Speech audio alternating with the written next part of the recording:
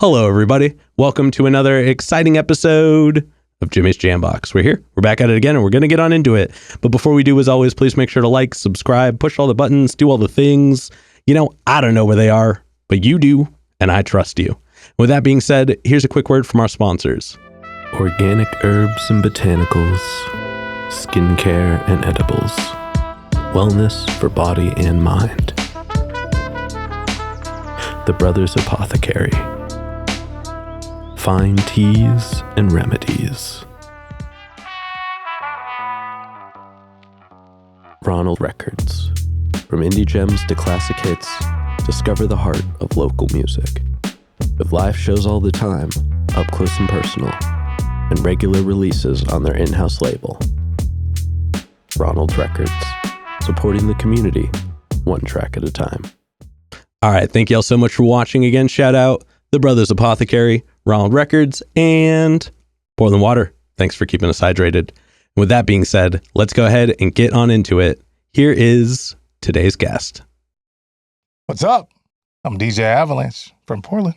Hello. How are you? Thank you so much for joining us. Thank you for having me, man. I really appreciate it. Yeah. Why don't you tell us a little bit about, who you are, where you're from, what you do. Give us that Tinder profile of your involvement with music. Well, first and foremost, my name is DJ Avelanche. My real name is Denmark, like the country. Mm-hmm. And started out at 13. And I guess I can go back a little before then. Yeah, what got you started in music, initially? Yeah. At age 9, I got into church choir. Mm-hmm. At age 10, I got into drums. So I was taking drums. Okay. And then from there, at age 13, my older cousin drugged me into this whole DJ process. And I was just helping out. Finger quotes. Oh, yeah. I was going to say, they had you carrying the crates. Carrying the crates. Man, I know that one too well. Oh, yeah. Now, before we get too far, did you want to get into choir? Was that your family tried to get you into it? How did you stumble onto that? We were, I've been a music fan from the earliest days I can remember. Mm-hmm. It was always a part of my household. Okay. So it just became natural. Gotcha. I was always in church and, I'm sitting there rocking. I'm like, get up there, sing a little something. I could do this. Yeah. And so it started there. And then, like I said, in school, I started taking drums. When I got into high school, same thing. I was doing marching band, mm-hmm. enjoyed it a lot. Mm-hmm. I got into school choir, did all those things, and everything just progressed. Music was just that thing. I knew early on that it was my thing. You know what I mean? Yeah. It's the one thing that allowed me to feel every emotion mm-hmm. and express it. Okay. Because for everything that you feel, there's a song somewhere. True. And if I was having a moment, I knew I could go pull up one of those songs that kind of accommodated that moment. Like, I'm frustrated right now. I need some heavy metal. Yep. You know what I mean? Or something that was hip hop that was really just hard, or if I was in that moment where I was really feeling down, there was a song that said something. Basically, there was just always a soundtrack opportunity. Always. And I knew back then that was super important to me. Mm-hmm. And I really wanted to be involved at higher levels. Mm-hmm. I started to realize my own talent through those channels of being in band, mm-hmm. Being in choir. But the interesting thing is, my father did not want me to have anything to do with music. It's very interesting because even though I didn't live with him, mm-hmm. he had a place, a room about the size of the one that we're in now. And so 2 acres. Yes. Exactly. But it was a space that had floor to ceiling vinyl, and they were all jazz. Okay. I couldn't understand why it was that you wouldn't want me to be involved in music. Yeah. If you had such a passion for music yourself, mm-hmm. not necessarily as an artist, but just as a fan. Yeah. And he really pushed business. Now, where he screwed up was if he had actually said to me, you know what? Okay, I hear you. But before you move forward, learn the business first. Yep. Then that would have been a totally different thing. Our relationship would have been totally different. But as a result, I just had to keep pushing forward with what my passion was, even though he didn't like it. And I just found myself diving deeper into all the different formats of music and the different things that you could do, whether it was singing it, playing it, or being in a musical, involved. And I was in so many entertainment things that I just found that was really just truly who and what I was. And so moving forward, I even tried to get into different things. Like when you get into high school, everybody's looking at you like, well, what are you going to do? Yep. And music just didn't seem to resonate with people. But what I did find is that being in theater and choir and all these different things, I still had that passion. And I was like, okay, I really want to do that. But maybe something else more realistic in society might help me. So I went to school for something totally different. But once I got into school, I was, at that point, now I have this wife and this child. I had a kid at 19. You know what I mean? So I was just out of high school, and I got into that. And so now I'm putting myself through school. She's putting herself through school. Both of us have full-time jobs. And this guy that I worked with said, hey, man, you should meet this guy that I know. I'm cool with this guy on radio. And I was like, wait, what? How do you know this guy? He goes, no, you get into DJing and all that. He goes, you should really meet him. I was like, hey, I'm down for whatever. I meet the dude. He's cool. We start hanging out and kicking it. Next thing you know, I'm hanging out with him at the radio station. I'm picking up everything. I'm learning. I'm like, yo, I'm already DJing over here, but this right here is really dope. Yeah. And so at 19, I became an intern at this radio station in Colorado Springs, where I'm from. Okay. Well, now real quick, because we kind of put it off before, I want to draw a line between the moment where you kind of found DJing and to then. So like you said, at 13, you gotten introduced to it, you're carrying the crates. Yep. How did it progress from that to being like able to DJ and get into the space in the radio station? Learning to DJ at 13, again, I want to make sure we're clear. Yeah. This was a long time ago and there were no teachers. So everything was trial by error. So learning was a long, lengthy process. Well, you couldn't just go on YouTube? No. Right, exactly. Long before that time. I because I had such a passion for it, I was looking for every avenue of entertainment, particularly involving music. And that became another opportunity that presented itself. And I thought, man, let me explore this one too. Getting to play music on radio and talk to the community and the people. Are you kidding? That's totally up my alley. So yeah, I just was trial by error, just playing at little spots that I could, maybe doing a little club gig here or there. Again, I was a kid, so there wasn't much you could do. Yeah. But by the time I hit 19 and this guy connected dots, everything changed for me. Yeah. So I was there for a year, and I started a station that was called KIKX, Kicks Radio. And then I moved from there to the brand new station called Magic FM in Colorado Springs, which was the big one there. I was there for about a year, and then I moved here. So when I got here, at that point, I'm 20 years old. Not quite old enough to get in the clubs. Some of y'all might have seen me in there. Don't tell anybody. Allegedly. Allegedly. And I just took the opportunity at that point in time to dive in to everything. Came here. I got my first job on radio probably within 6 months. And I was working for, if you can believe it, what used to be KUPL is now The Bull. So I was doing country radio. Okay. So, we were number one in the market at that time. And I was working overnights again, still working in other places, doing retail clothing stores. I was an assistant manager. I'm DJing for a mobile DJ company on the weekends. I had 5 jobs at that time. So, trying to make it all work. But I really wanted to dive into all the spaces that I really felt passionate about. Once I was there at that station for a while, kind of felt like I want to get back into some urban music at the same time as doing country. I don't have any problems with country. I love country. But I was like, I really remixes were fire. Yeah, exactly. Yeah.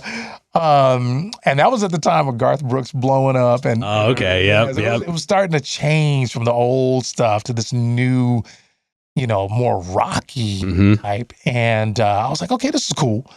But look, I got to get back in, my urban stuff. Yeah. So I went and applied at KBMS and got hired immediately. She saw my experience, saw I was at the #1 market. It was like, for her, it was like a no-brainer. Like, he knows what he's doing. So I came in, I was doing production. I was doing Saturday and Sunday morning shows, all things. Morning is your top spot. And so here I am, I'm holding down weekend mornings. And I was given an opportunity at that time to bring rap as a bigger focus to that station, where the program director, Miss Angela Jenkins, for anybody that knows her, she wasn't feeling rap at all. But she saw this young energy and this passion, and she saw that I was out and about, and I was DJing in clubs and doing different things, getting in wherever I could. And she kind of handed me the keys and said, go for it. She's like, I don't really like this stuff, but I see that you like it and you know it. And she's like, here you go. And at that time, you know, we were the only urban station in the area. One of the things I want to point out is that the only place that you had was either KBMS or you had the small community radio KBOO, still exists to this day. Yeah. But you only got an hour. Yeah.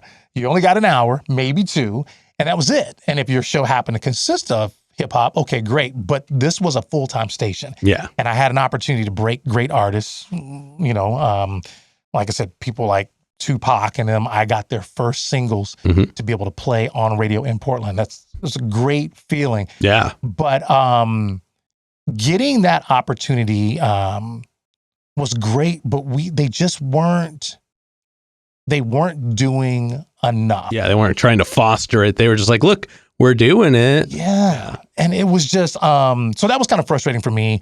But I did go ahead and put in the time. I was there for almost 3 years. Same thing with KUPL at that time. And then I started evolving. I said, okay, I'm already doing these clubs. I'm on radio here. I'm over here.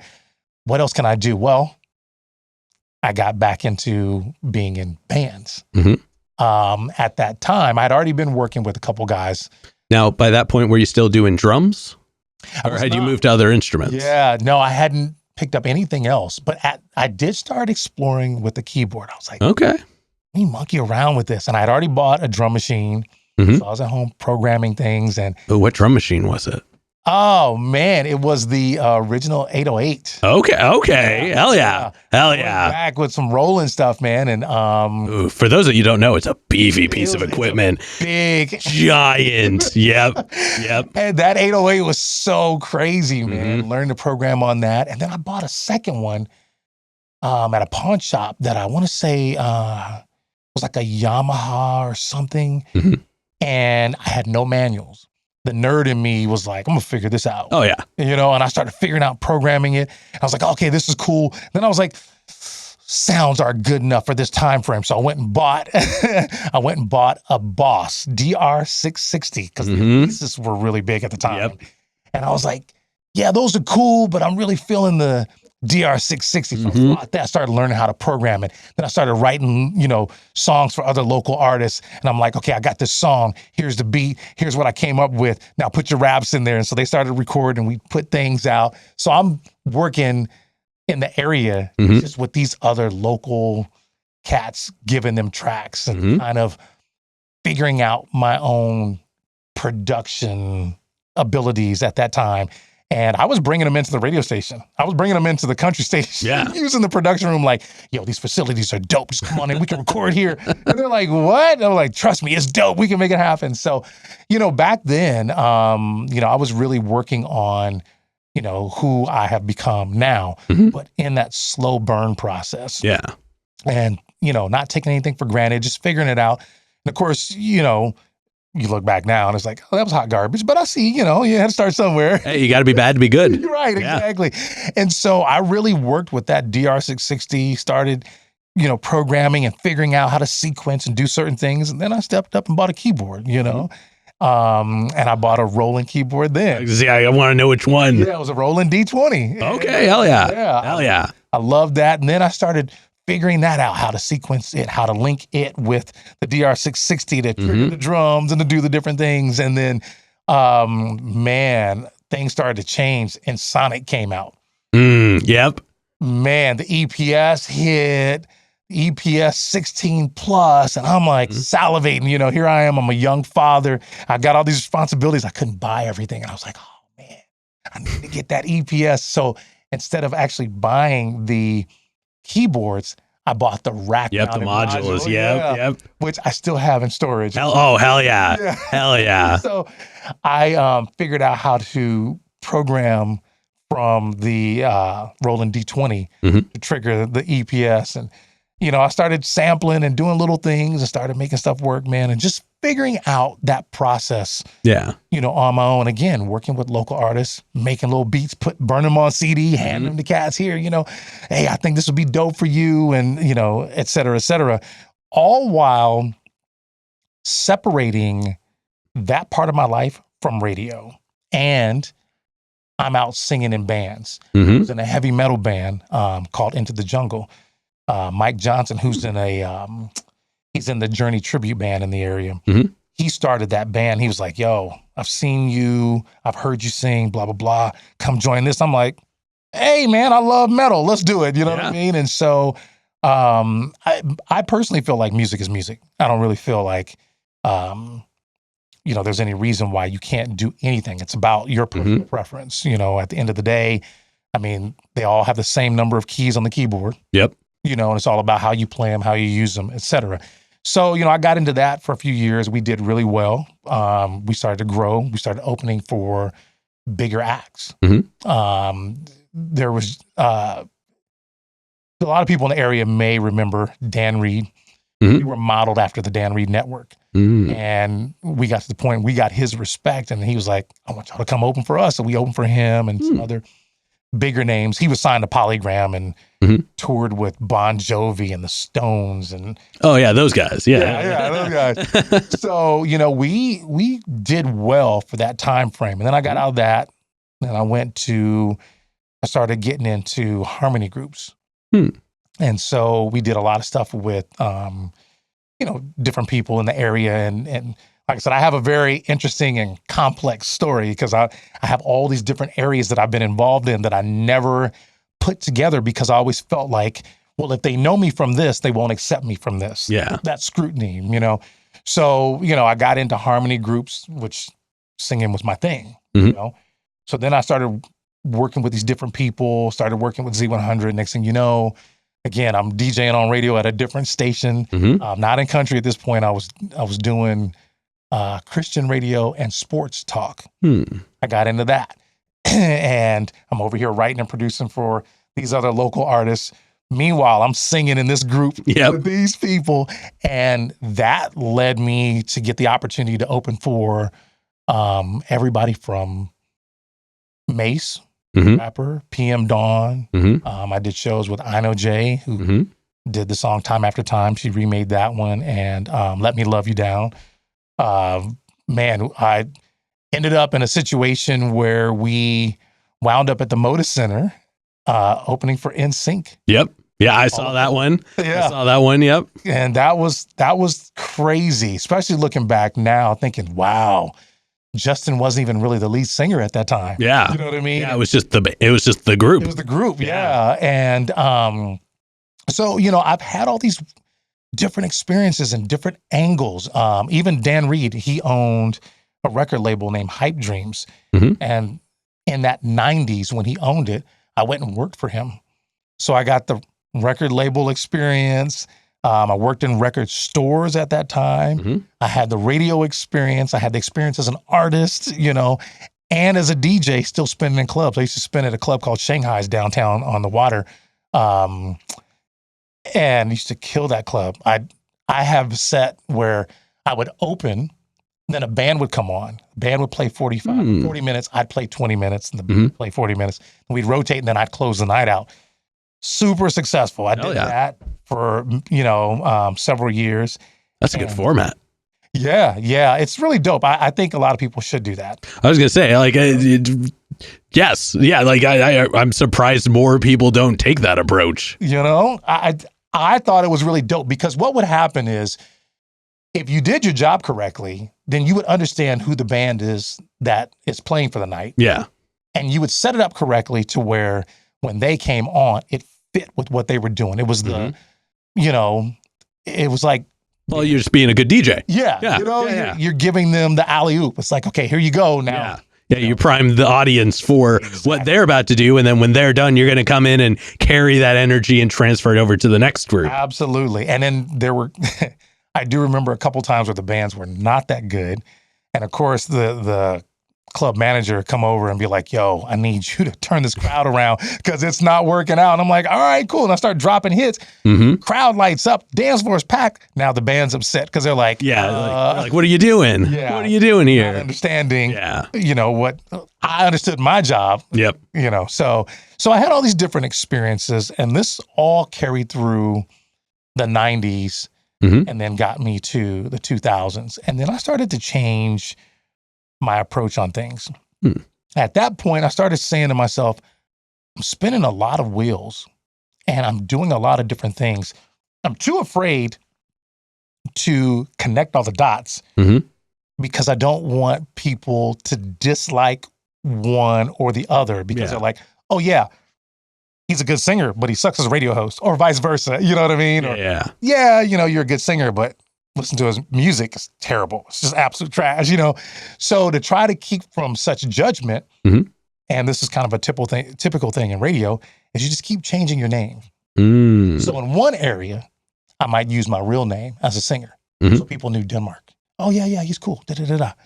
But then in radio, I might be so-and-so. Yeah. Over here, I might be DJ Avelanche, So I had all these different monikers. So for a lot of people, they don't really realize my history in this city and the people I've worked with, people I've known, been around, because I never quite connected all of those dots, But every situation taught me something and brought me here.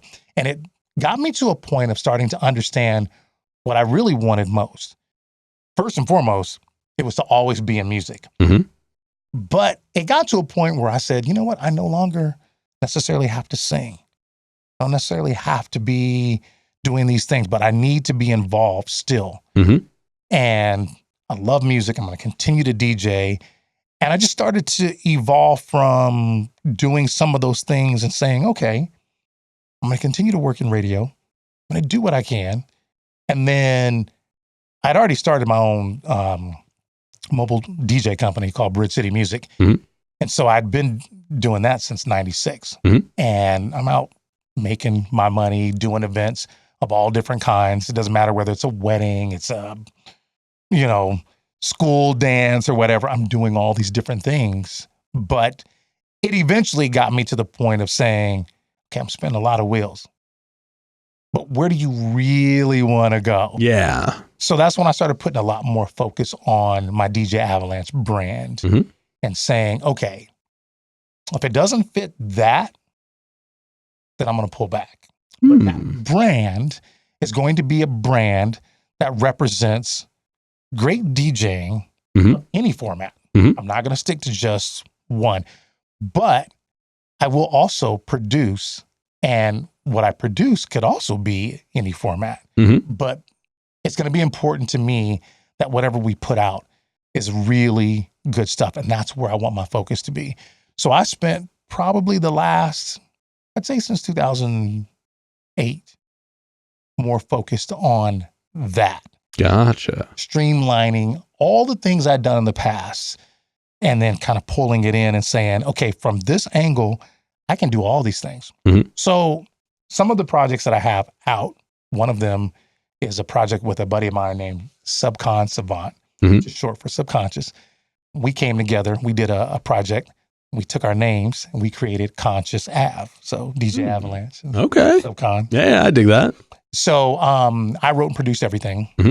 But in that project, you'll hear one of the first singles, it's called Black of the Berry. And that was actually for a documentary of the first Black winemaker here in Oregon.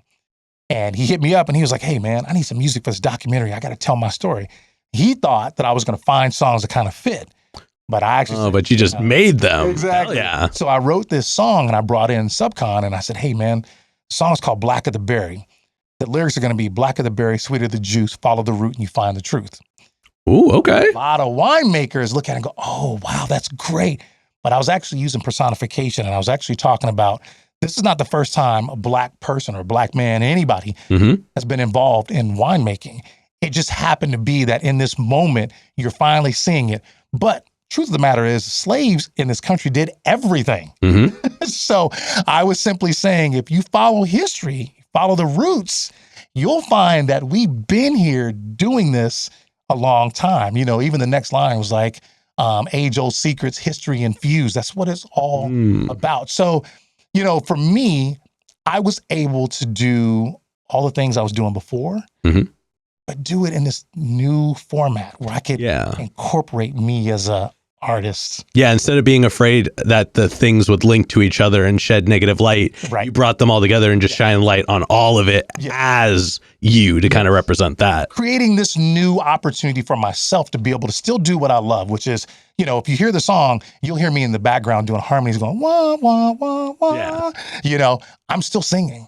I'm still writing. Like the chorus was written by me, and I sent it to a young lady in Tampa who sounds like Erykah Badu. And Subcon sounds like Nas. So when you hear the track, it sounds like a collaboration between Erykah Badu and Nas. And you can find it on all formats. But it just was a great fit. And I made everything intentional. Everything was very much intentional. I didn't want to sound like what was going on right now. And I wanted to cut through the clutter, make it so that once you heard that song, especially in a line of songs, you're not going to confuse it. Yeah. We jumped out, you know, and the project came as a result of that single. He and I sat and talked, and we just had great chemistry. And it was like, look, why don't we try this one? Next thing you know, we're 26 songs in. Yep. And we only released 6 because it was going to be a setup for a later project. You know, we ended up not getting all those songs out because he was dealing with some personal matters. And, but I continued to write. I ended up writing for a comedian in LA. This guy's on TV left and right. His name is BT Kingsley. He goes by Mr. Kingsley as a rapper, but I was the one that put the battery in his back. You know, I contacted him and I said, hey, I got this song I think would fit great. You know, I think you should do it. It was kind of as a joke type thing because of a joke that he said. And he was like, you know, I've been thinking about, you know, doing something with music, man. I write these raps and da-da-da-da.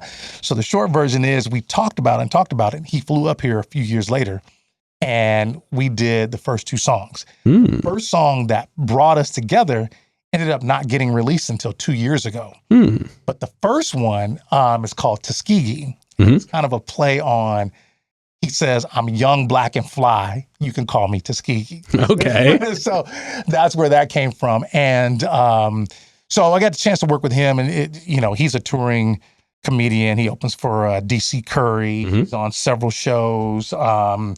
He's on tour right now with Nate Jackson, who he's a comedian as well, blowing up on TikTok. He was on the Little Rock TV show. They're out there quite a bit, and he's very, very linked in Hollywood. So once we did Tuskegee, he flew up, he cut that, and then he cut the first one that I wrote for him, which is called You Gonna Get This. You can figure out the rest if you pull it up. But we didn't release it for a while, and we were going to do them as singles, and then he decided to do a few more songs. So I wrote a few more for him, and then he worked with some other people, and he just put out an album 2 years ago, and it has both those songs on there, plus another one I had written. So, you know, I've been... Yeah, you've been working at it for a while. And I'm sure even between then and now, there's probably a lot more that happens in those spaces. Yes. But before we step in, we're going to step into more of the present. But I do have a couple foundation questions. I usually ask early on, but we're now a little past the early on point. So now they're just questions. Let's do it. This first one, it's one I tried to ask early. It's one I ask often. And it's definitely a crowd favorite. Okay. What was the first album you ever bought with your own money? Gap Band. Damn, you just had that ready. Absolutely. I remember. So I call Colorado home, which it is. But originally I started in Illinois. And I was this young kid. I remember so the capital city, Springfield, we're right next door. That's where we kind of grew up part of our lives. And I remember the church was going to go to Chicago to Six Flags. So my mother gave me money. She said, okay, here's money for, you know, lunch and food and this, that, and the other. I said, okay, great. So we get on this bus and we get up there. We're doing all the fun stuff. And then we hit this music store. I remember the Gap Band had come out with this album. Everybody knows the Get Up Early in the Morning, that record. When that Joker hit, man, it hit me different. Mm-hmm. And I remember standing in that record store thinking to myself, I got a choice to make. I can either eat or I can buy music. I bought the cassette. Hell yeah. So there you go. That's my commitment to music. That was the very first one that I bought with my own money. Hell yeah, that's rad. Yeah. And then what was one of the first live shows you ever went to that was like specifically one you wanted to go to? So like you saw what was happening, you got the tickets, you went to it. Oh, man. Okay, so one of the first concerts that I ever saw was actually at Six Flags. And I'm going to be honest, I can't remember in which order. That's all right. But one was the Oak Ridge Boys. Okay. They had the big song Elvira at the time. Mm-hmm. Loved that as a kid. Some of y'all might think I'm tripping, but hey, it is what I love music. The other one was New Edition. They were at Six Flags, and I went and saw them. Hell yeah. I can't remember which one was first. I think New Edition was second. That was one I really wanted. Now, again, wasn't my money. I didn't get to drive. Yeah. But fast forwarding to right before I came here, the one that I really wanted to go to, I spent my money on. In fact, not only did I spend my money on it, my car broke down. Oh. And I ended up buying a $150 car from a buddy of mine just to go to this concert to see Janet Jackson. Okay. Hell yeah. Love me some Janet. Well, and you got yourself a little $150 car. I did, Not too and I bad. ended up driving it all the way out here when I moved. Lasted me for about a year and a half. You know, hey, 150 was well spent. Hell yeah. Hell yeah. It's less than $1 a day. Yeah, exactly. So, you know, I'd say the first one that I actually spent money on that I really wanted to go to was Janet Jackson, Rhythm Nation. Yeah. I mean, that is a quality moment in music for sure. Crazy. Hell yeah. Great seats, everything. So, yeah. Hell yeah. All right, now let's go ahead and we're going to get on into more of you in the present day. We are, though, going to get an easy one out of the way. Okay. How did you pick the name? So, being that Colorado is home for me, when I moved here, which I've been here way longer than I've been in any other city or state, I wanted to have something that was an homage to Colorado. And I really thought, let's use the Colorado Avalanche. But I didn't want to have any infringement situations. So if you notice it's spelled A-V-E instead of A-V-A. So that way Colorado Avalanche couldn't say anything. And then of course a guy in the Caribbean comes along and says, oh, I'm gonna be DJ Avelanche. And I did find that when I was searching the old internets, and I was just like, does he make Caribbean music as well?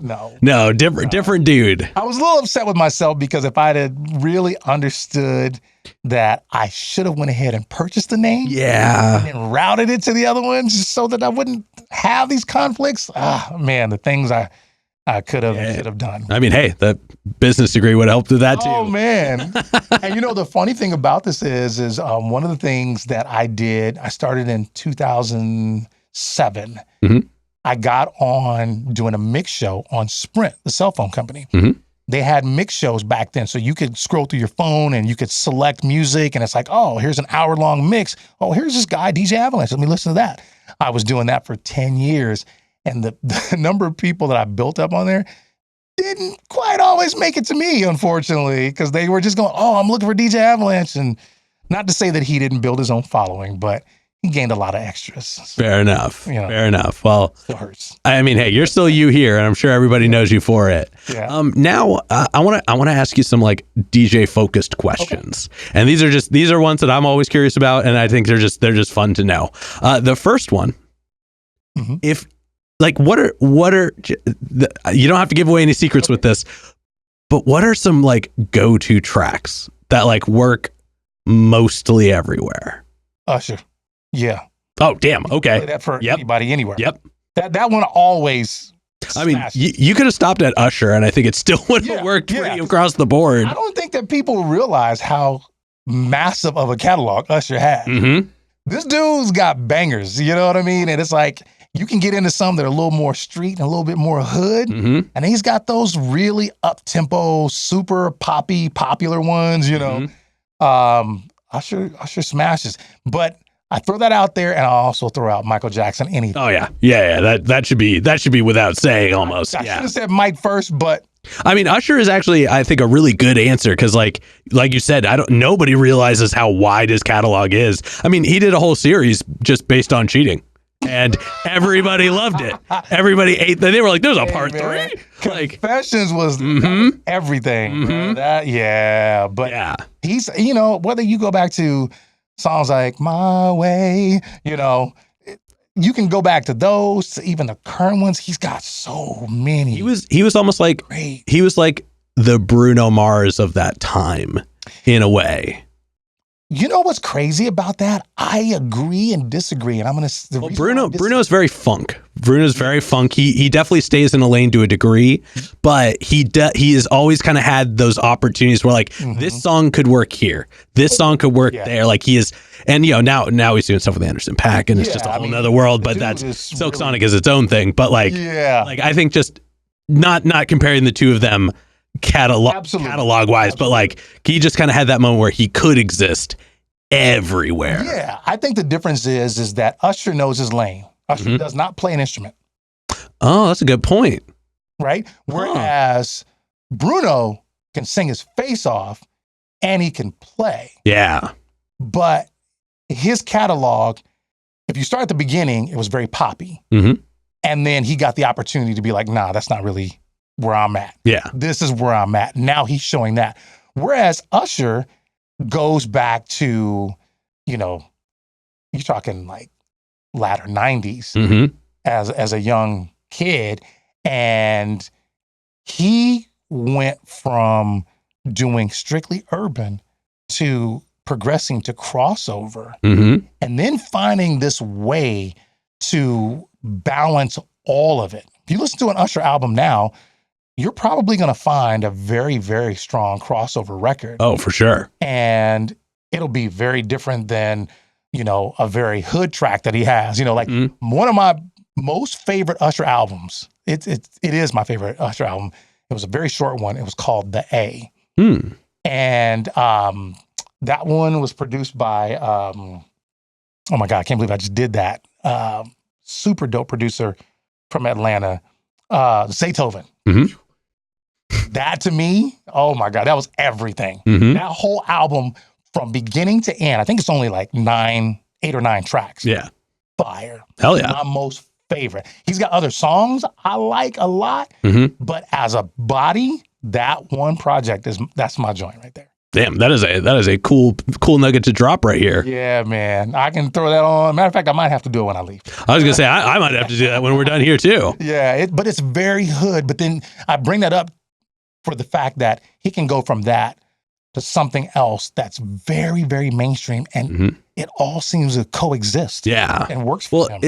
Up until you said, I had never put the fact together that he doesn't play an instrument. Yeah. He just sings. He he dances too. He's got the moves. Absolutely. Yeah. But really his lane is vocalist, and that I'm gonna have to sit with that. I'm not gonna break that down right here, but that is a cool fact to know. Yeah, he's really dope at it, and I think that's a very important thing. I mean, you look at someone like Whitney Houston, who's my favorite female artist of all time.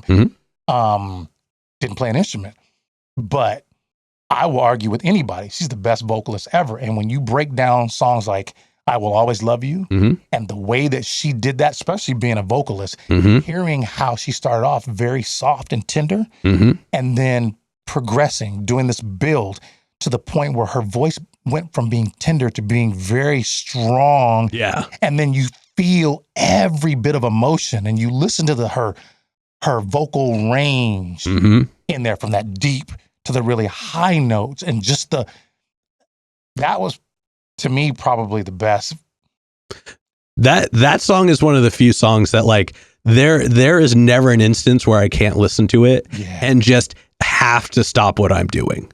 Like, and like you said, how she does go from just this soft, really almost like bringing you in, and then just this explosion in it. And it's not like there's almost not a peak at any point. It just kind of keeps going in all its own ways. Yeah. And then suddenly it just lulls you back. Yeah. I think what's really important, and this is what really, for me as an artist, which helps me in the production part of it is understanding the progression. You don't just come out like, blah, blah, blah, blah, blah. No. You know what I mean?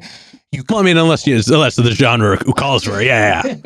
But understanding the that level of intensity building throughout. Oh, well, not even just throughout. She really did it in a way where like each part built differently, independent of each. So like the verses built differently from themselves, the choruses built differently from themselves, the bridge built on its own. Like each element kind of had its rise and fall, and then within each rise and fall there was an additional rise and fall. Exactly. Where like it was more than even just like a roller coaster of a track, and it. Oh my God. Okay.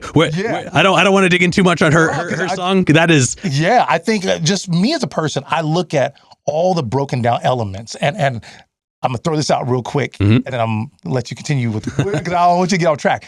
But when I look at music a little bit differently. I said probably 8 years ago to my son, I said, Taylor Swift is one of the greatest artists of your generation. And he looked at me like, Dad, you tripping? I'm like, no, I think you're missing it. Yeah. And it's because when I'm listening to an artist, I'm looking at everything. And someone like Whitney Houston, just in that one song, we can go through all different ones, but that one song had so much in it that if you really, truly understand music, you should find everything in that song. Like the range, the vocal range, the tenderness, understanding in this moment, these lyrics say and do this, but over here, it should be more intense. You know what I mean? And the vibrato should be here. It shouldn't be overdone, but let me carry the song. You know what I mean? So I'm looking at it from that perspective. Same thing with Taylor Swift. I'm not looking at her as the strongest vocalist. I'm paying attention to the fact that she started off at 16. She's playing guitar and writing her lyrics and creating these things. And she's telling very true, vulnerable stories. You know, we can sit today and talk about how, oh yeah, she's going from this man to that man, and da-da-da-da, but it's like she's being very real and it's appealing to everyone. So when I look at things, I approach them in that manner. I'm thinking to myself, what am I doing? And will that resonate with others? And I think that that's what music is supposed to do. Oh yeah. You know what I mean? And actually that segues perfectly into this next question. And you know, I know that you kind of pride yourself on this, but when it comes to new music, how do you go about choosing like stuff that like people don't know yet? How do you decide what you like want to show and like drop into places where it's like people aren't going to be able to sing along? Well, being in the region that we're in the Northwest, they're not really as open to random new tracks if they don't know them. So it's kind of like a fine line. I don't get to drop songs like I would like to, but the funny thing is my 10-year run on Sprint was all about that. I made sure that when I talked with them, I said, my show has to be about all new music. I want to drop brand new music. So with that being said, being a musician, I have a really good ear. I know good music. There's been a few that I miss. Those of y'all that love Laffy Taffy, I thought that was a garbage track, but y'all loved it, okay? I refused to play it for a while. I was like, all right, fine, I'll play it. But I could usually... Oh, I forgot about that track. Thanks for doing that for me. Oh, my goodness. I would go play somewhere and everybody's like, play Laffy Taffy. I'm like, are y'all serious right now? Come on, man. But it's definitely a big song now. And now I got to know, what was your thoughts on Soulja Boy? Or Crank That, sorry. Yeah. I knew that was a hit. I knew there again, I could see a hit. I could spot a hit, you know. And that's part of what I liked about being on radio and also DJing in live situations. That's been my success, is knowing this feels good. I think that's the biggest thing about music. And I don't care if we're talking hip hop or we're talking rock or country, whatever. It goes back to what I said a minute ago. It's all about things that resonate with people. Does it feel good? Even if it's not a big dancey track, is it a slow song that says something? Does it have a certain groove or feeling to it? And I can usually feel it and go, oh, that's one. Yeah. That's that one right there, you know? And so for me, getting back to your question, I usually keep my eye on what's going on. I'm always paying attention. I'm listening to different things because I'm always looking for new things. But I also listen. There's a lot of DJs that don't want to listen. They're like, oh, I don't want to take requests. Like they know everything. And it's like, that's why you miss a lot. Yeah. Because you're so busy off in your little space, but you're not willing to listen to someone else who's like, oh, this is my favorite. And it's like, oh, okay, let me throw that on and listen to it. Oh, that's actually dope.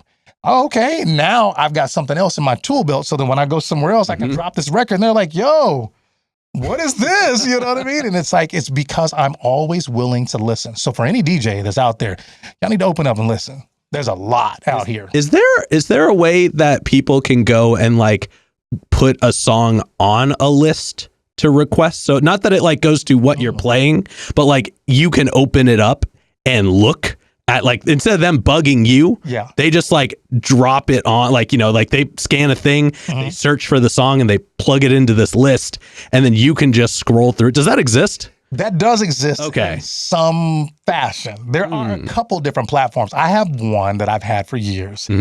And what it is I've got this set up to where I can run two computers, one to DJ on and the other one runs a screen.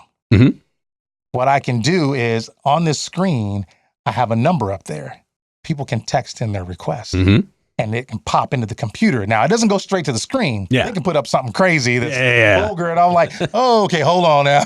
We're not doing that. But I can look at it and go, oh, okay, cool. And then I can tap a button and it forces it through to the screen. And then the crowd can see what's up on the screen. And they're like, oh, that's a good one. And I'm like, all right, cool. Pull that one out, drop it in. So that does exist. I do have that. There is one that does exist to where you can, I haven't used it, but supposedly you can text it in a different format. And what it does is it actually puts it into the DJ's like queue. I don't think that's been as successful. No, because like I said, I can imagine, especially if they're not paying attention for a second and that just loads up next. Right. Yeah. It's in a queue, but doesn't necessarily make it the next record, but it's just something that does pop up. I think there's something that is there that could be developed. It needs to be worked on a little bit more. Okay. But yeah. I was more just curious for me than anything else. Yeah. No, you can do. There's a couple different ones. There's another one. Trying to think of the name of it. I want to say it's E-Star, but it's another one that they're pushing right now. It's very similar to the one that I have already. But the problem with it is a lot of DJs will probably watch this and be like, oh man, you trash, I don't play it. Here's the thing about it. In order to have a really successful event, you need to listen to the people. And I think that there's a balance between what you present and what they request. Now, you can find a way to merge those two and have a successful event. That's been my secret. Yeah. More the truth. I'm always listening to the people. It's like, I know what's hot and I hear things that I really couldn't play too early because if I dropped it, people are gonna be like, yeah, this is cool. But but if you wait till later when they're already vibing and you're like, I know this will hit when the temperature's right. Exactly. Yeah. So one of the things I've done is I've used them as what we call break records. So sometimes I might be in a certain beat and I'm at this BPM and I'm like, okay.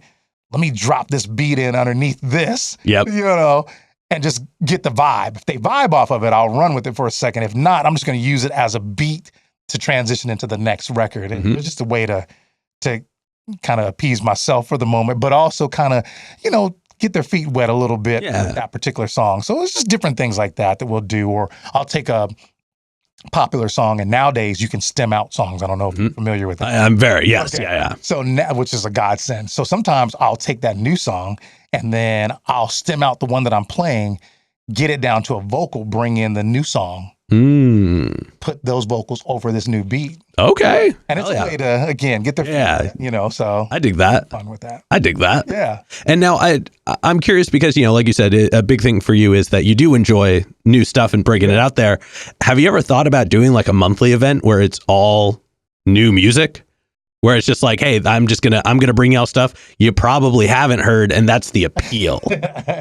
Well, yes, I've had a lot of thoughts, Jimmy. A lot of things I wanted to do. The problem with it is, going back to what I was saying earlier, I realized there's a lot of things that I could do, but then in order for me to truly be successful, much like yourself, I had to figure out how to focus. Because if you start getting too far off into too many different things, you're just that jack of all trades, master of none, and you're probably sitting there spinning wheels. You're not making money, and then you're frustrated, not understanding why you're not, getting to a certain level that you're really trying to get to. Mm-hmm. So going back to what I said earlier, when I hit around that 2007 area, I said, you know what? I really need to focus on this DJ Avelanche brand. Mm-hmm. With that being said, I started making sure that I got onto these mix show platforms and was on there for a good period of time, getting my name out. I was getting calls from all over. I had a mix show in Brooklyn on one of the iHeart stations there for a good while, up until the pandemic, actually. And, so I'm getting in these different spaces. But what I wanted to do was I wanted to make sure that I was focused on that and then writing and producing. And with me writing and producing, I had to put it out somewhere, right? So then I started my own record label. Oh, okay. So my mobile DJ company is called Bridge City Music. And then my record label is Bridge City Music, spelled with a Z. Yep. So that allowed me to keep everything within that family and do what I wanted. But I didn't want to go too far in any of these other formats. Like I said, being a guy who had been in radio for so long and done what I had done, podcasting was a part of what we did.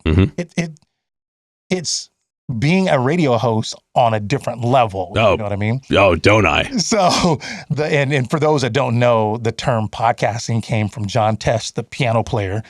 He was a radio person, and he was like, look, let's just save this, so the people can play it on their iPods, which is where the podcasting came from. So he coined that. But back then, we were already doing that. I had done it for years, but there was no monetization. So I had to look at what I was doing while I was on Sprint, on local radio, running my mobile DJ business, doing all these things. And I had to say to myself, am I making money at this?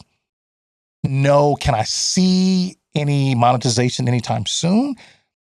Not yet. So I had to start to take things off my plate. Gotcha. Once I started doing that, I started seeing more success in other areas. Now, everybody's podcasting. Everybody's getting money and everything. And so, I've been asked many times, do I want to go back to it? And I've had thoughts. But again, I want to make sure that I'm very intentional about what I'm doing so that I can actually be successful. Yeah. No, I dig that. So, yeah. Anyway. That was great. All right, now for this next one, this is going to be a super technical question, right? And I really want you to dig into this. But you have DJ'd through many different platforms, many different medias, every different mediums, many different medias in general. How, as it's changed. Obviously, some things got more convenient, but I imagine some of it, the connection probably lessened a little bit or more in their own ways.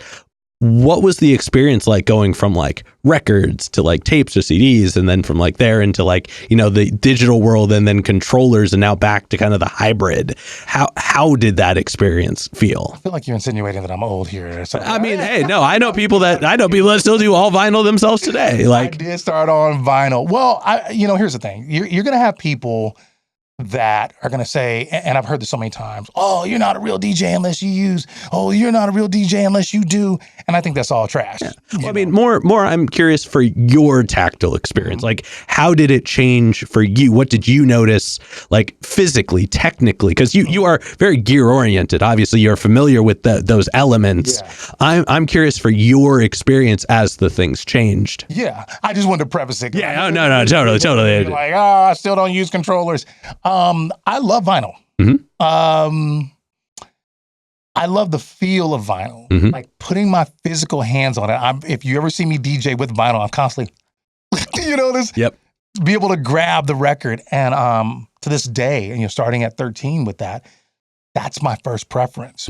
But I'm going to say that technically speaking, going from that to the cassette era, which was crazy, and then going into CDs, that jump to CD was significant.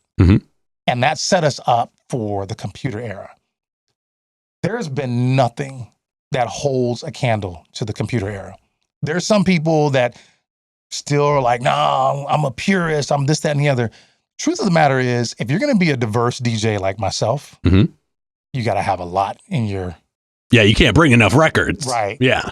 So being able to do it in a situation where I'm able to bring a computer, have everything I want.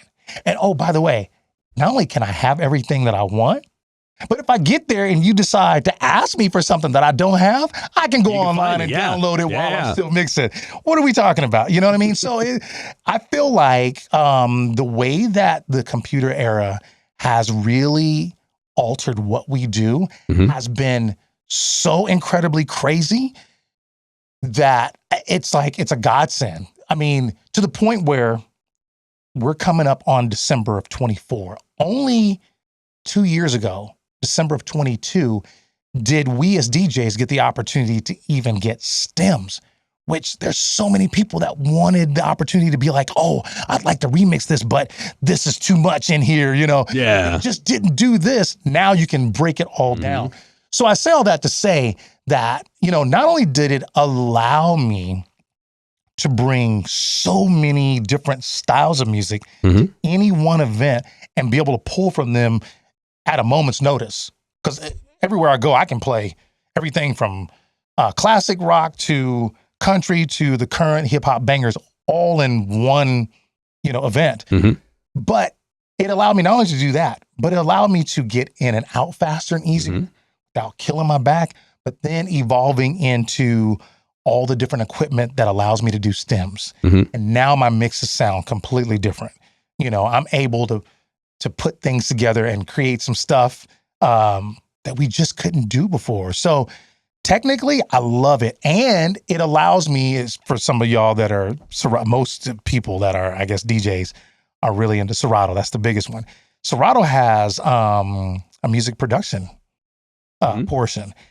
That allows you to pull from your Serato DJ library. So any songs that you have in there, you want to sample them, it's quick, easy, whoop, and you just drop it in there. And it just, so technology for me has been absolutely amazing.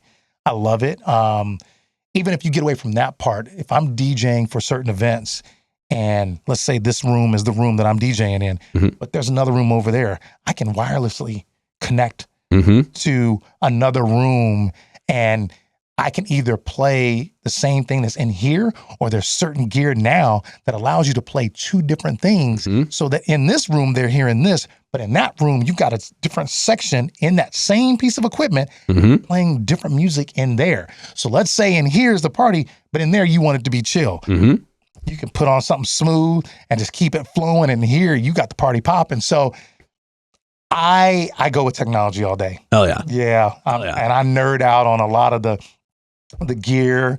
Well, and Serato gives you the opportunity to keep the tactile experience. Yeah. But you only have to bring a pair of records. Right. Yeah. Exactly. And they now have the phase units. Yeah, the non-needle. Yeah. Oh my God, man. That was like the perfect blend between. I remember when that came out. I for those of you that watch the show full time, you know, I worked at Guitar Center for 10 years and I was in Pro Audio for a grip of it. Even when I like moved up to management, I stayed in Pro Audio all the time. And I remember the day those dropped. And I don't know if you I don't know if you're familiar with a DJ in this area named DJ Tony. He doesn't live here anymore, but he was here for a while and he did a lot. I remember picking him up and looking at him and being like, this is it. Like, this is going to change it again. Yeah. Just like Serato did when they brought out Control Vinyl. Yep. And here we are now. Man, there are certain benchmarks that happened in this DJ field. And I can remember every single one of them going to computer. Massive. When Serato, like you said, they came out with the Scratch Live, that was crazy. The Control Vinyl was like, what? That was bananas. And now they integrate like digital mixers that are like for the software and how they were able to get in there. Dude, it's bananas what you can do. Yeah. And I'm here for it, you know? I'm not a guy that uses a sync button. I can mix my butt off. Yeah. I do not use a sync button. And I was also teaching up until 2 months ago. And every person that I taught, I did not teach them the sync button at all. And they'd ask, well, what is this? I'm like, something you don't need. Worry about it. Yeah. I'm like, something you don't need. I'm not against somebody who uses it, but the truth of the matter is the sync button only works if you know what you're doing anyway. Yeah. So if it syncs in the wrong place, you still sound like trash. You know, and my thing was this, I want to show you real skills so that when you get into a situation, if you know what you're doing, you know how to get yourself out of them if it goes wrong. Mm-hmm. So if all you know how to do is push that button to make these two songs sync up, it's not really helping you. So, again, it's technology. It's there for a reason and a purpose. And especially if you're doing a specific thing. If you understand DJing enough, the sync button isn't bad. It does have a purpose, but you really have to be in that specific style. And it's usually EDM related, where they're doing these weird transitions. And in order to make that work, that sync button. Yeah, because you got to catch it, and then you got to loop it real quick, and then you got to be able to throw an effect on it as quick as possible. And then you got to be able to roll out of that into track 3 and 4 that are going at the same time that you pre-lined up. Yes. And if that little loop doesn't catch it just the right spot, it's going to mess up everything. Everything. And they do this thing where once they get that sync in there and that loop is happening, they can shift the pitch and change the tempo, and it's locked in. And it can sound like a pre-recorded thing, but they're actually doing it live. And that's why I do give a lot of respect to a lot of the dance and EDM DJs. Yeah. It's not just fist pumping. There's a lot of like layers of arts that have come from it, because especially like I said, how like the mixers have become more integrated into the digital world, like controllers aside, like the fact that there's always been a respect to the like media player within, like the CDJs are still going strong and evolving, the Serato literally was like, keep your techniques. Yeah. Like, let us make them viable. Exactly. Today. Like still got mine. Yeah, the technology within DJing has always been really respectful to the parts of the past. Yeah. Even if, there are technologies today that make it to where you don't have to do certain things, it makes it so if you want to do them that way, it doesn't make it more clunky just because you wanted to approach it from the way that you grew up doing to begin with. And that's the thing too, going back to the whole thing about technical, again, a lot of guys will disrespect EDM and dance guys and because they're doing this, they're not doing anything. It's like, actually they are. If you're getting the real solid ones, like the David Guettas and stuff like that, David Guetta and I'm trying to think of Afrojack is a good one. Afrojack is a really good one. What people need to understand is when they're using CDJs, unlike Serato, where Serato has a cheat code and we all use it. I use it. You'll see people without headphones on because if you understand what's going on the screen, you can kind of look and see what's going on. But what you don't have on the CDJs is they're not side by side. No, they're just on their individual one. Yeah, there's a screen here and a screen here. And you got to be able to make those two match and do whatever, So there is a certain level there. It's a little bit different. And again, I'm kind of one of those weird unicorn individuals because I've done pretty much every style of music. And so I'm a big Adidas guy. If y'all have caught the Adidas on all of my stuff, shoes, everything. In 2019, they called me and said, hey, we want you to come DJ at Providence Park. Okay. Our soccer field. Yeah. So I was like, all right, cool. I didn't know what it was. As it turns out, I was doing this event for the Adidas employees, which was 3,000 some odd people and their families. And they brought in some big names. Turns out Anna Leno, who's on Beats Radio, dance EDM DJ producer, she was coming. And then Cashmere Cat. For anyone that knows music, Cashmere Cat is a Grammy winner. He co-wrote Starboy with The Weeknd, and he's done songs with Selena Gomez, Ariana Grande. This dude is huge. So I got to open for both of them and then close the show. When I got there, they told me it was going to be a different setup, and then I knew it was going to be CDJs, but the mixer was going to be different.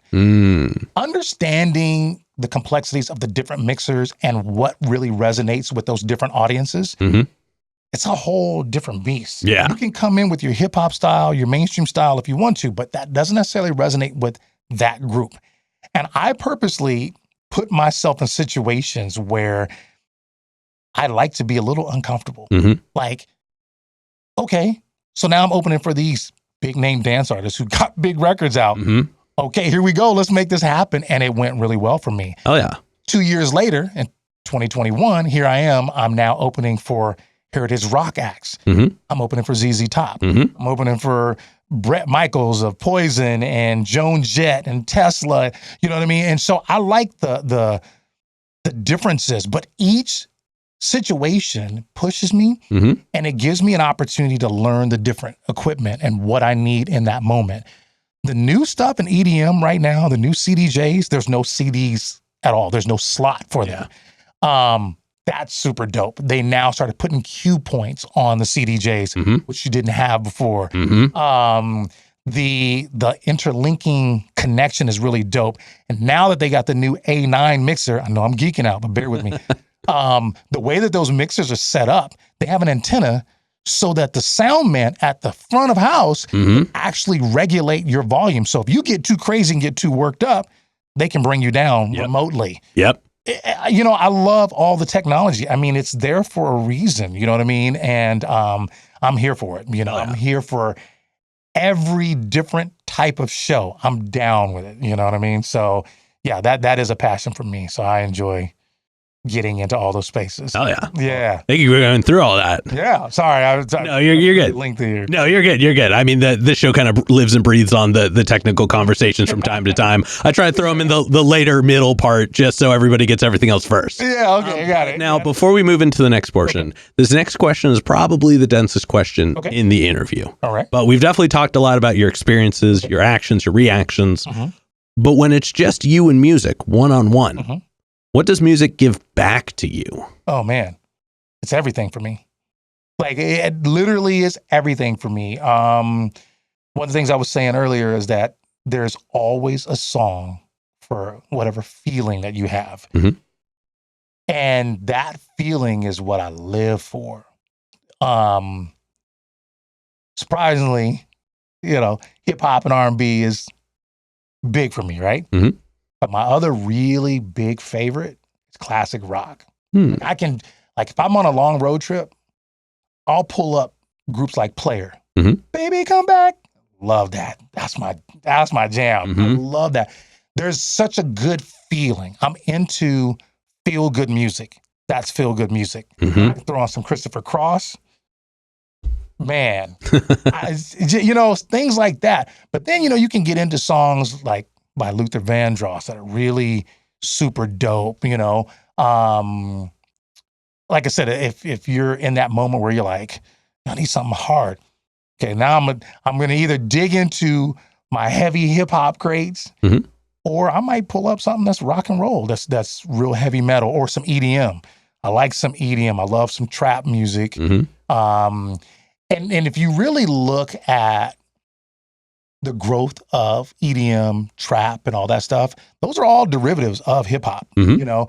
And a lot of these guys, dubstep, all that, a lot of these heavy metal guys have gotten into all these formats because it provides a similar feeling. You know, when they're looking for that hard edge, like that thing that makes your head nod, they're looking for that, you know, that 50 Cent in the club, bam, bam, that groove is there. The same thing for dubstep, that bam, there's just a groove and a vibe there. So going back to your question, the thing that gets me is that feeling. And it depends on the feeling that I'm searching for in that moment. It's always there for me. Whatever I'm feeling, there's something. And I know it, and I'll go to it. You know, if I'm driving, like earlier I was listening to some Snoop and Dre. I was in that mood. But when I got back in the vehicle, I was like, I'm in a different mood now. So let me switch. So I went to something else. And it just, that's what music does for me. It allows me to feel all the emotions that I feel. And I think that, you know, we're all human. Not every day are you happy. Not every day are you sad. Not every day are you angry. But we all have moments of all those different things. And that's what music provides for me, you know, is that ability to feel that moment all the way through till I get through it. If I'm in traffic and I'm pissed off, you know what I mean? You know, I might need some, you know, I'm not going to say Megadeth, but, you know, I might need something heavy. You don't want to put on Symphony of Destruction just full time? You know what I mean? You never know. I was just depending on what I'm feeling. I kind of want to follow it up with, I want to dig into that a little more. Do you ever use it to adjust your emotions to a different direction? Like if you're like, you know what, I don't want to feel this way anymore. Absolutely. Let me put on something else. Funny story. When my son, my youngest son, was in kindergarten. Mhm. I remember there was a picture day. And get the story. I have a feeling I know where this is going already, but I go for it. So it was a picture day. They take the picture, and I get this call. Mhm. We need to talk to you about your son. What's going on? Well, we took a picture, and he's throwing up the birds. Whoa, Yep. what? Now, I'm a serious father. Like, I like to have fun, but I'm like, whoa, what? So I jump, and I'm like, where did you get that from? And he goes, you, when you're in traffic. And I was like, all right, I need to stop. I got to find something to calm me down. So I started listening to jazz, but I'm in traffic to keep me. Okay. So it's my son. Yeah. Brought me to that moment. He made me realize what I was doing in that moment. And so, forgive me for throwing birds. Yeah, no, yeah, you're fine. You're fine. That's applicable to the story. Yeah, I mean, so, yes, jazz allowed me to be able to woosah. Okay. Hell yeah. I wouldn't have to feel like I had to jump out the vehicle and, snatch somebody up, Gotcha. But yeah, there are times where music realigns me. Gotcha. And that's even with gospel. Mhm. There's times where I'm like, yo, let me throw on some Kirk Franklin or whatever. It's like I'm feeling it, some Mary Mary, where it's got that groove, got that vibe, but there's a lot of emotion in it. You know what I mean? So yeah absolutely. Hell yeah. That's what it does. It helps to realign me.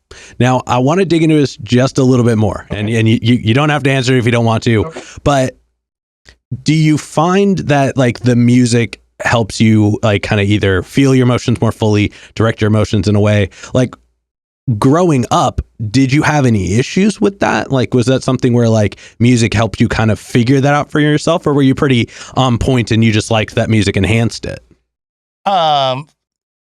Actually, that's a really good question. And you're 100% correct. So, sorry to make this moment dark. No, you're fine. But my mother was in an abusive marriage for about 4 years. And I remember just being in my room as a kid. This was from 5 to 9. And I can remember being in there crying. And the music helped me get through it. It helped me take my mind off of what was going on in the next room as best as possible. It also helped me with, just like I said, just feeling it all the way out too.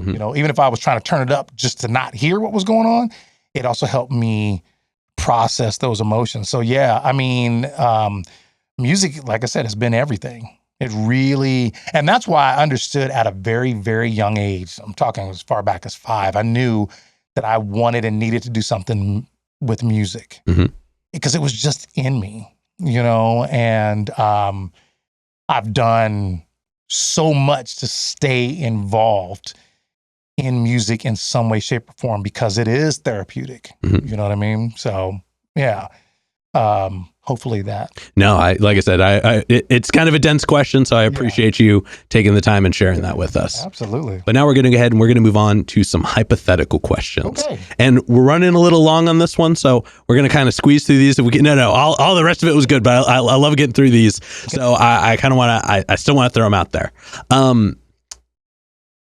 If you could work with any one person, the only requirement is they have to be alive. Oh, damn. Who would you want to work with, and how would you want to work with them? Okay. The person alive right now that I would love to work with, I'm going to go with Dr. Dre. Okay. The reason why is because Dre's a hit maker. Oh, for sure. First and foremost. Second of all, the quality that he gets out of his projects are insane. I don't know if you've ever really taken the time to listen to some songs and then pull up a Dre song right afterwards and hear the different punch and the clarity. I would love to know every bit of what it is you do, how you do it, and how can I obtain that. So currently living, I'm going to go with Dr. Dre. If it wasn't Dre, and if it wasn't somebody alive, I should say, my number one most favorite artist of all time is Prince. I would want to be able to sit and just absorb everything. I would love to learn to play the different instruments. Having played drums, rusty as all get out, so don't judge me. But we're actually going to have you playing this kit right here. That man played like everything, 28 different instruments, and was amazing at all of them. Oh, I mean, he did so many. Like, I mean, he did acting, he did writing, he played basketball. Like, he was just, dude was nuts. Yeah, there was not many things he couldn't do. Yeah. I mean, knowing his story now, it makes sense. I mean, this was a guy that as a teenager put tinfoil around his window so he wouldn't know what time of day it was, just to keep practicing and playing. So but that goes to show, in my book, he is the genius among all geniuses. I think he is number one, hands down. There's some other greats, don't get me wrong. But just for me, if you really dive into what he does, that would be the person that I would love to sit with. But currently, Dr. Dre. Oh yeah. Yeah. And then subsequently, and this might be a little bit of a tougher one because you're definitely out there, you're doing stuff. Who's a local artist that you're aware of that you haven't gotten to connect with yet, but you would like to?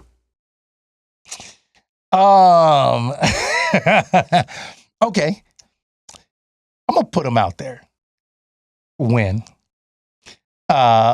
I helped out with, getting her connected with a few different things in the area. And she's giving me love for that. So shouts out to Win for that. I was kind of that conduit between her and Star Child and OG1 and those guys. And it kind of helped her in the area. I definitely would like to do a track with her. I recently reached out. Timing wasn't right. She's in album mode right now.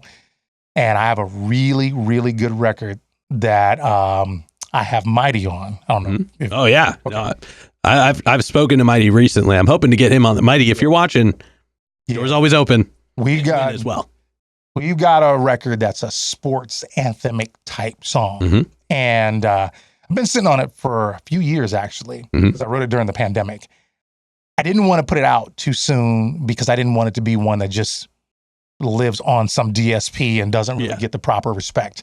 Now that I'm working with the Blazers organization, specifically the remix side, I want to release the song. But the thing is that I really wanted to have him on one verse and have a female perspective on the other. Because I really wanted it to be more applicable to the women as well. I think we really need to show the women love and respect them. Like, I love WNBA. I used to go when we had the Portland Fire.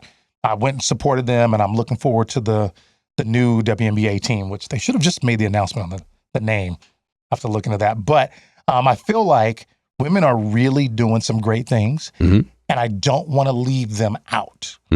So that's one, is I'd like to work with her specifically on that track. But I would also like to work with Amine. Yeah. I think Amine would be really dope. I mean, he's doing a lot of big things right now. He's got a new project with someone I just heard. I can't remember who it was. Just listened to the track and I was like, yo, this is fire. It's slipping my mind at the moment, but he did a really dope project with Kate Renata. I love it. I love their collaboration. Yeah, Kate Tremine. That was really dope. I think that would be fun. But I would also like to go somewhere different. And when I say different, I mean putting together a hip hop track with having someone who might be a rock singer or, you know what I mean? Like someone, maybe even country, and pulling them into this space, Yeah. Because talent is talent, music is music. But I love to see when you have these differences and they come together and it comes out so well and you're like, damn, I never would have imagined. Yeah. Who knew? I'd like to be able to do that. So I think those are some of the things that I personally would like to do. I don't know who that person is yet. Yeah. But I did throw out Win is one, Amine is another, and then some other artists from a different genre. Yeah. Just to be able to see what we can come up with and make something incredible. Well, everybody, you know what to do. At both of them in the comments, and then at somebody who would be a different sound that you think would be cool. Yeah. Also, I'm going to put somebody on your radar just while we're on here. They're not quite a different sound, but they have a really cool sound I think you might enjoy. It's a group called Off Brand. So it's OFF.BRAND. Don't forget the dot. From the area. They're from here. They did shameless plug time. They did live supporting music and headlined my showcase that just recently happened. Yeah, which is Jimmy's Jambox Presents every Monday. Hey. Yeah. So they're a duo that they play guitar and saxophone and they both rap, and they are good.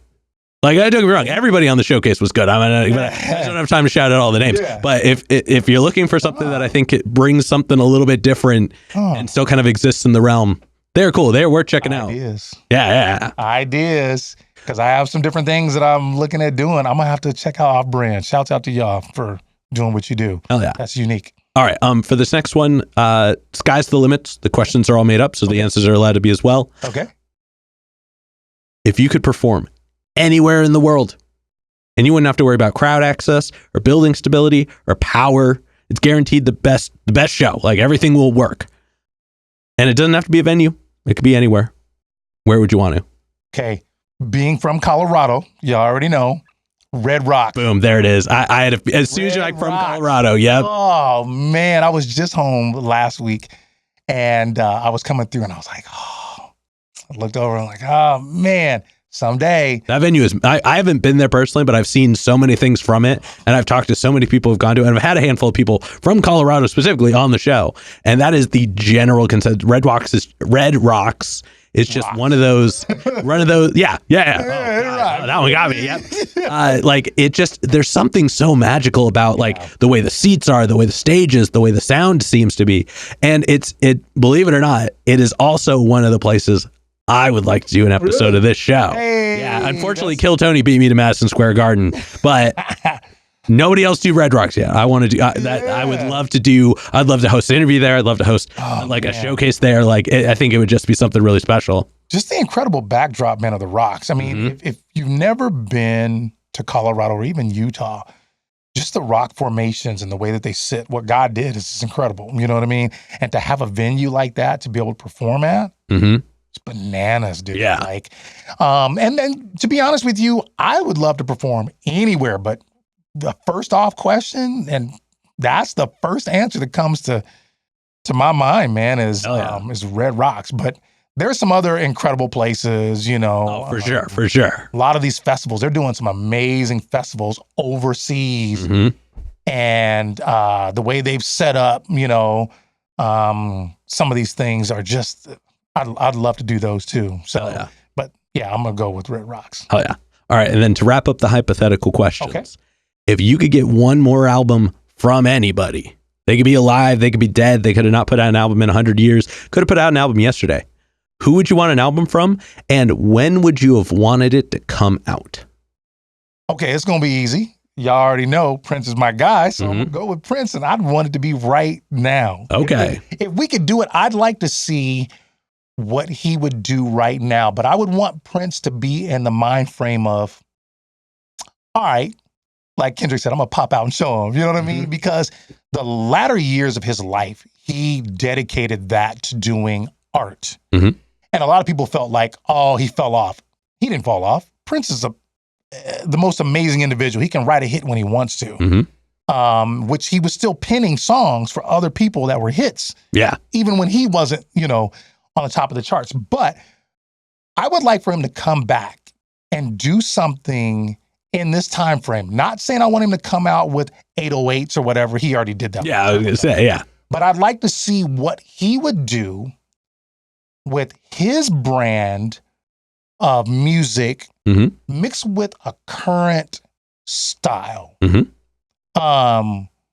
Awesome. Trap Prince? No, I'm kidding. I mean, what I imagine it would be something that would be this incredibly amazing hit record that would have the pop and rock elements still with an 808 in there. Yeah. You know what I mean? If anyone could do all these different styles mixed in there with a little bit of trap drums sparsely, you know, dropped in there, it's Prince. Oh, for sure. I think he is just a genius, and he would know how to sing a song and feature the right artists to come on and rap to kind of, you know what I mean? I mean, he could also get anybody. Yeah. You know what I mean? Like, he could find the right artist because he could literally, nobody would say no. Right. Nobody would be like, yeah, I'm going to pass on collaborating with Prince. Like, exactly. You would have to be a real dummy to not do that. I mean, just some of the records that he has done, it's just so incredible. One of my most favorite ones by him, which is a big pop song, it's The Most Beautiful Girl in the World. I don't even know if that resonates with you, but if you go back and listen to that, that is like the best pop of pop music. Like, it's such a feel-good song. What if he could bring something that feels just as good as that record, bring that back with something funky like Bruno has been doing? Yeah. You can't tell me that Bruno could do it better than Prince. No, definitely not. So I feel like that would be the artists and the album that I would like right now. Hell yeah. Hell yeah. You know what I mean? No, I dig that. All right. But with that being said, we're going to go ahead and start wrapping this up. Okay. What can we look forward to between, let's say, now and May? Now in May. So for those who don't know, I'm working with the Rip City Remix. I'm one of their DJs along with DJ Lady X. Shouts out and salute to my girl and my boy OG2, which is OG1's son. The three of us are the remix DJs for this season, season 2. Last season, which was the first season, DJ Pyam was part of it. Oh, yeah. Shout out to DJ Pyam. Yep. DJ Paradox was part of it. DJ Ash Shay was part of it. My student, who was 15, okay, DJ T-Rex, I brought him in. They really wanted me to come in. I was like, nah, let's do something different and unique. Yeah. And I always like to do something that stands out. This was another opportunity for me to help promote my student, but also give the Blazers an opportunity to have the youngest DJ in the NBA. I had to go through a 2.5-hour conversation to be able to convince them. Yep. And in that process, it came down to me agreeing to be there at every game and doing whatever. So we did that last season. This season, I decided I'll jump out front, which was the plan originally. So we start our first games on the 22nd of November. My first one's on the 24th. Excuse me. And then in that process, I'm releasing singles. I have one called GMB, which stands for Gripping My Balls. You have to check that out. And that's just kind of, it sounds crazy, but basically it's that thing of where it's me finally saying, you know what? There's going to be some people that's not going to like what I'm doing. So I'm just going to do what I do. Whether you like it or not, imagine someone standing there, in that position. So there's that one. I've also got a song called Step Your Game Up coming out. These are both instrumental. The first single that someone's actually going to rap on is going to be one of two, and I'm really anticipating getting out the one that has Mighty on it. Just waiting to get that second verse done, and I'm wanting a female to do it. So if that doesn't pan out, I'll push that back. But we've got other singles that we're releasing. I've got some backing that is coming my way to help get this project going, and I want to really connect with different artists. And for anybody that knows me, I've got different people on this project already, but those people are people that I've listened to, that I admire, and I like what they're doing, and I want to pull them in. I'm not just getting anybody just for anybody's sake. You know what I mean? I'm getting them because there's something about them that I like. I got a young dude named A Holla that's on a single, and he's got this slur, and there's this thing about him that reminds me of the Portland version of Old Dirty. Okay. Yeah. Yeah, hell yeah. Not to really truly compare, but like there's elements. Yeah, there's that energy. The energy and that slurriness and this kind of wildness. Like a lot of his songs don't even have a hook. He's just going in and he's just, so I did a record with him and it's already done. Super dope. Like I said, I've got a young lady that goes by the name of 50Z, or she's also known by Styles. She's on my single. That was going to be my very first single. And it's called I Look Like This. And so, in fact, I'm going to bring you a shirt because we talked about that. So I sent you a shirt. So we already have shirts printed up. So we got some singles and things that we're going to release throughout this winter leading into next summer. Next summer, I don't know what's going to happen. What I would like to have happen is for me to get an opportunity to jump into some bigger shows and bring those people on stage. Oh, yeah. You know what I mean? So my showcase, or having me as an artist, would be me bringing DJ Avelanche and friends. So for this song, so-and-so comes out. Oh, yeah, I dig that. So-and-so comes out, And the GMB track, I'm looking for a really good guitarist that can shred. That's the only reason why I pulled it back. I did put it up on SoundCloud, but I want to get a guitarist at the very end. I want to incorporate a little bit of metal. Gotcha. Okay. Being different. You know what I mean? It's kind of a hip hop track, but I want that element in there because nobody's really doing that. You should hit up Echo the Savage. Echo the Savage. Yeah. I'm leaving that here for you now. Yeah. Hey. Echo. He's past guest on the show. He's definitely doing. This episode hit me. He's doing a lot for sure. But yeah, definitely reach out to him. All right. And then for this next one, go and look straight at the camera. Tell everybody how they can find you. All right. Well, listen, again, my name is DJ Avelanche. I hope y'all can see on my hat. It's spelled Avelanche. You can find me at my .com, DJAvelanche.com. You can find me on all socials. Everything is at DJ Avelanche, spelled exactly this way. Get at me. You can get at me on the socials. You can come check me out at some of the games. I'm doing a lot of schools, like a lot of high schools, colleges, different things. You might find me in some other random spots. I'm very particular about where I go and what events I do. I like to do benefits and charity things and stuff like that. You're not really going to find me at a lot of clubs, but I might pop out a couple times. So if there's anything big that's going on, I'd like for people to reach out to me. My goal is to open for more artists and start hitting stages with some of my people like we just talked about. So again, DJAvelanche.com. Hell yeah. And then any other plugs, any other shout outs, anybody else you want to put on while you're on here?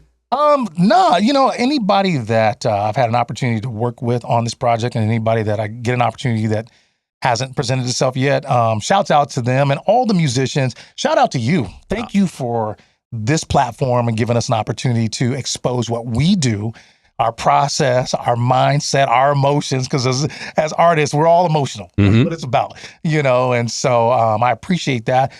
I love what you're doing. Thank you. Your setup is incredible. Your dedication to this and dedication to allowing the artists be artists and getting out there is incredible. So I want to definitely shout you out. And thank you. I appreciate that. Yeah. Oh, yeah. All right. With that being said, I've got one last question to go. All right. But before we do, I'm going to steal the camera for just a second. Hey. As always, y'all, please make sure to like, subscribe, push all the buttons, do all the things. I don't know where they are, but you do, and I trust you. And one more shout out to the Brothers Apothecary, Route Records, and Portland Water. Thanks for keeping us hydrated. And with that being said, the final question.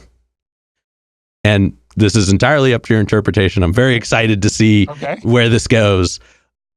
What is an album you feel is more on the obscure side? So it's a deep cut. It's one not a lot of people would know. Oh, man. But it's one you think everybody should know. Now, I've answered all your questions pretty easy. I know. Complicated, right? I know, because you know so many. So much. And I this is always like a double-edged sword for me when I ask DJs this question, because I know it's gonna be cool, but you've got such a big Rolodex to go through. An obscure album. I mean, you already brought out the Usher album earlier. That was a pretty solid wreck in and of itself. Yeah, I don't think it's obscure. No, but it's there's probably a whole generation of people that have not experienced. But what is something that just it's in the cuts? Okay, here we go. Got it. So earlier we talked about me being a fan of Dr. Dre. Mm-hmm. I'm going to use this one.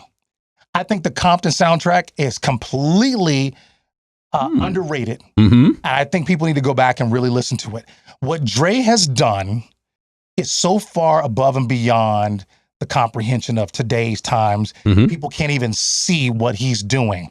That led to the new Marsha Ambrosius album, which is absolutely phenomenal. So if I were to pick, I'm going to go with the Compton album because there's a track on there specifically with Marsha and Kendrick that is so fire.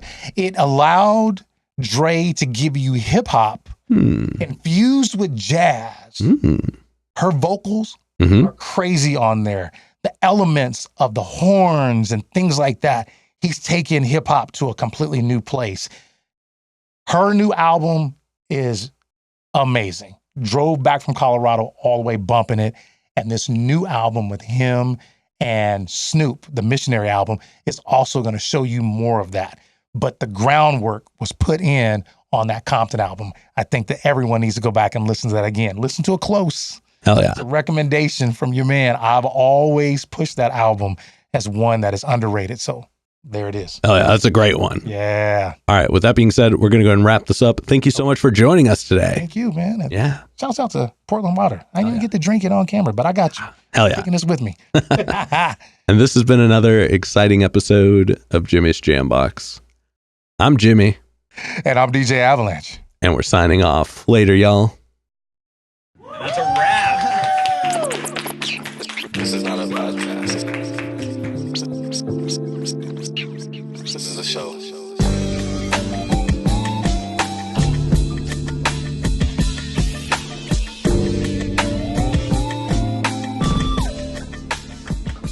Keep jamming.